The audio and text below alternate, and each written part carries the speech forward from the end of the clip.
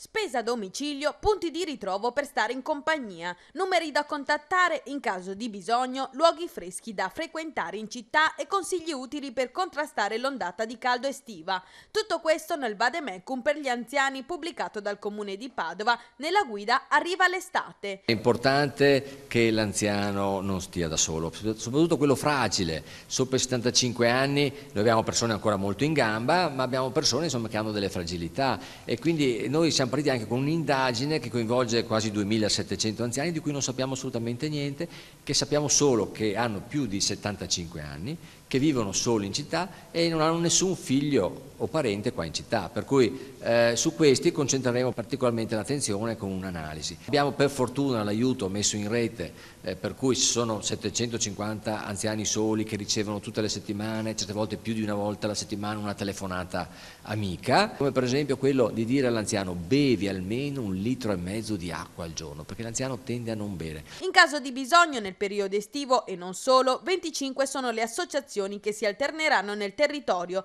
per essere sempre presenti, con cui mettersi in contatto per ricevere sostegno e aiuto o semplicemente ascolto. Nella guida presente anche l'elenco dei luoghi dove è possibile passare qualche ora al fresco in città e nei quartieri durante l'estate, con strutture che offrono ingressi agevolati per gli over 65. Nei mesi di luglio e agosto c'è la possibilità di passare tempo libero conversando con amici o leggendo il giornale nelle sale fresche o climatizzate messe a disposizione dal comune.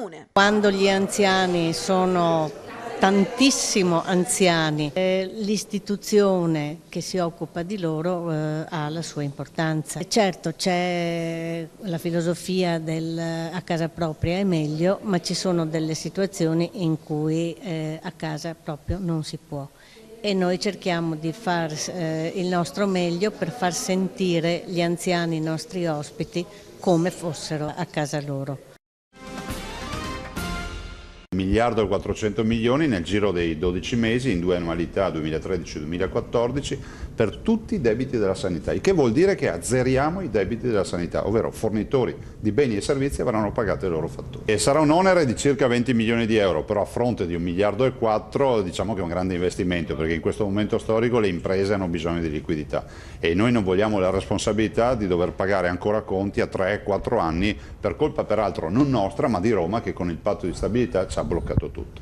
Li abbiamo in cassa questi soldi, ce li abbiamo in conto corrente bloccati a Roma e Roma ce li presta per pagare i conti. È un'assurdità, però in questo momento noi non possiamo avere alcun nostro imprenditore che resta ferito in questa battaglia, dobbiamo pagare i conti e poi con Roma ce la vedremo dopo. Dietro alle imprese ci sono i lavoratori, penso alle cooperative per le pulizie, alle aziende che forniscono i pasti, a chi comunque alle grandi industrie che forniscono attrezzature. Avranno pagati i conti e quindi i lavoratori sanno che i loro datori di lavoro non avanzano più nulla dalla sanità del Veneto. In questo momento abbiamo 170.000 disoccupati, le nostre 600.000 imprese sono in difficoltà. 20 milioni di euro sono comunque un investimento per pagare 1,4 miliardi e lo facciamo volentieri. La partita con Roma la vogliamo discutere perché non esiste che ci trattano come da usurai, visto e considerato che abbiamo i nostri soldi per pagare che non ci fruttano nulla e loro ce li prestano al 4%.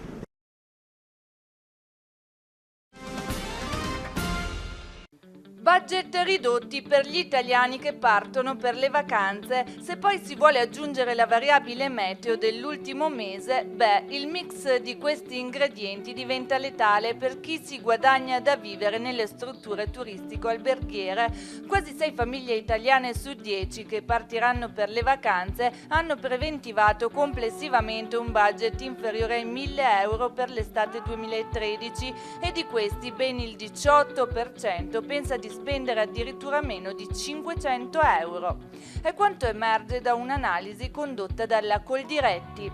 Le vacanze degli italiani nell'estate 2013 saranno dunque low cost, per effetto soprattutto dei risparmi che si intendono realizzare. Il 32% di chi andrà in vacanza sceglierà per risparmiare località più vicine, mentre il 25% ha deciso di accorciare la durata e il 18% partirà in bassa stagione. Tra le località venete più in voga ci sono Lignano Sabbiadoro, Jesolo, Sottomarina, nonché Rosolina e lo splendido lago di Garda. E la crisi non demorde nemmeno in spiaggia. Analizzando il primo mese della stagione estiva si registra un crollo pesante del mercato interno, sia nel numero delle presenze che nel fatturato, che segnano un meno 30%, mentre il picco negativo rimane più contenuto per il turismo straniero. Le giornate di pioggia e i 15 gradi a giugno non hanno di certo incentivato gli incassi e la voglia di andare in spiaggia. Il mare si conferma comunque la meta preferita dei vacanzieri, ma se spesso non si rinuncia al lettino e all'ombrellone, tutto il resto il turista se lo porta da casa, a partire dalla bottiglia d'acqua minerale e fino alla merendina per i bambini da consumarsi dopo il bagno, oltre a rinunciare a pranzare al ristorante.